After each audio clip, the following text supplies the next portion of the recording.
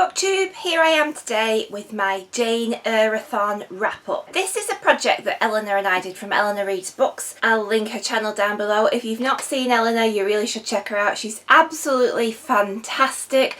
The amount of books that girl gets through in a year is amazing. She loves the same kind of books as me and she's always got something fantastic to talk about, so I thoroughly recommend you check her out.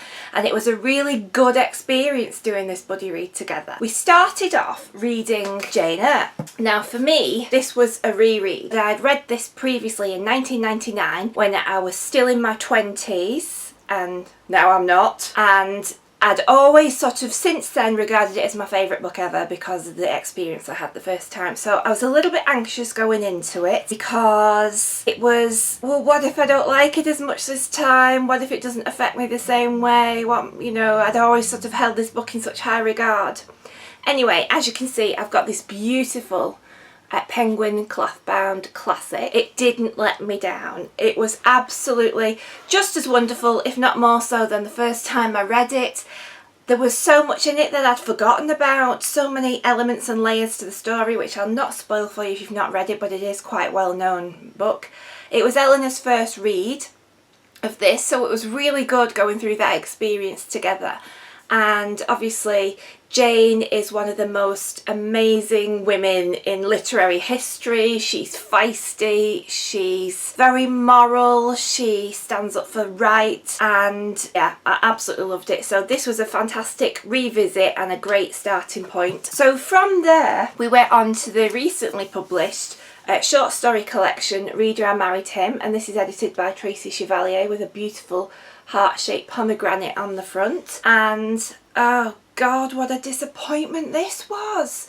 There are stories from authors as diverse as Helen Dunmore, Audrey Niffenegger, Lionel Shriver, Sally Vickers, Elif Shafak. The only two that were any good were probably Lionel Shriver and Audrey Niffenegger's.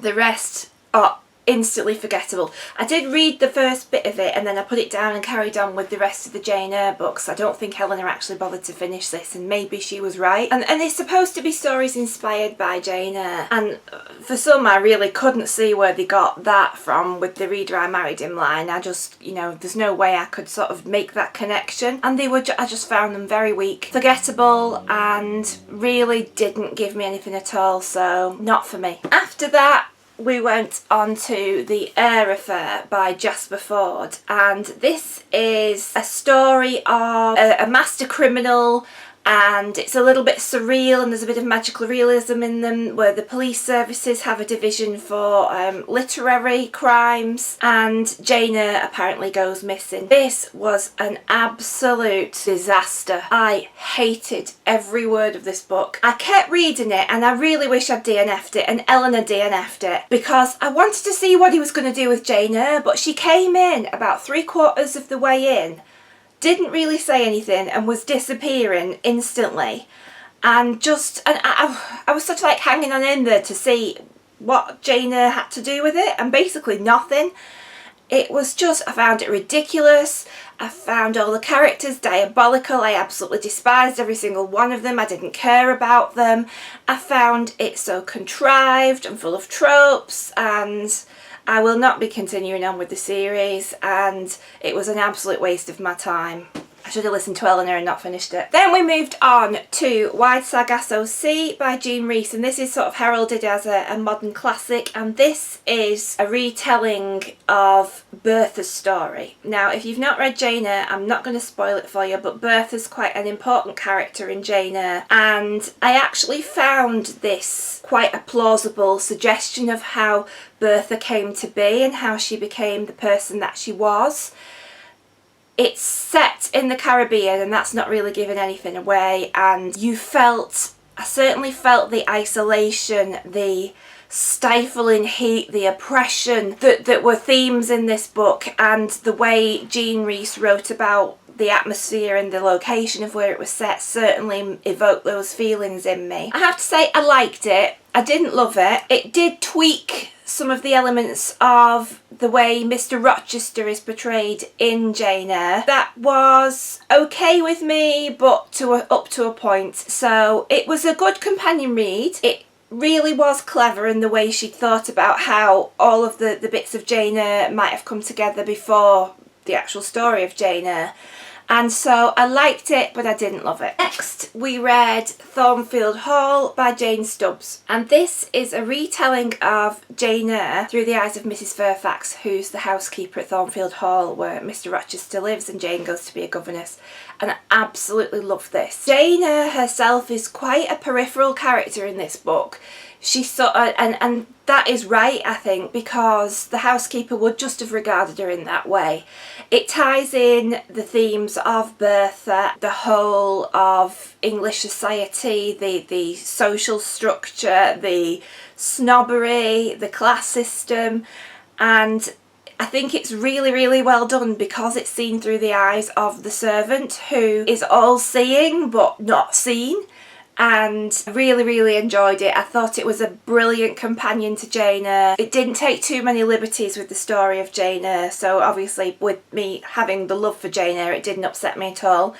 And so yeah, I found it quite a good companion to Jane Eyre, but at the same time it did take its own path as well, and I don't want to give too much away. So yeah, I recommend that one. That's really, really good. And the final one that we read was Jane Steele by Lindsay Fay, and this is, instead of Reader I Married Him, this is Reader I Murdered Him. And this takes Jane Eyre as its inspiration, and I'd have to say maybe the first third of the book kind of mirrors Jane Eyre in the events that happen, but then it completely goes off on its own tangent. And it's a bit of a caper. It's really well done. I absolutely enjoyed it. It was loose enough in its attachment to Jane Eyre that it didn't bother me when it went completely in its own direction, because if it had took too many liberties with Jane Eyre I probably would have been upset. And basically Jane Steele is writing her story as she'd seen Jane Eyre do, so she's using that as her inspiration because Jane Eyre is written as an autobiography. It's all about how women struggled in the 19th century and how Jane Steele maybe bent quite a few rules in that she does pile up the bodies quite a bit, but it's about survival, and all the murders tend to make you feel it was justified because I think all the ones that she killed kind of deserved it. So I thoroughly recommend that one. And that was it. I watched quite a few Jane Eyre adaptations, but I still go back to my absolute favourite one, which is the old black and white one with Orson Welles playing Mr. Rochester, and I think it's Joan Fontaine playing Jane Eyre. That's my favourite one of all time. That's the first one I ever watched, and I've watched it continuously on and off from being a child. And although the 3-part BBC miniseries with Ruth Jones is absolutely wonderful, you can never ever take away how much I love the Orson Welles version. So that was our Jane Eyreathon. We're looking at doing a similar sort of project with something else, but we're still struggling to decide which one it is or to think of something. So if you've got any great ideas, that'd be brilliant. Just let me know. And we're hoping to do it again soon. So keep reading, and I'll see you all soon.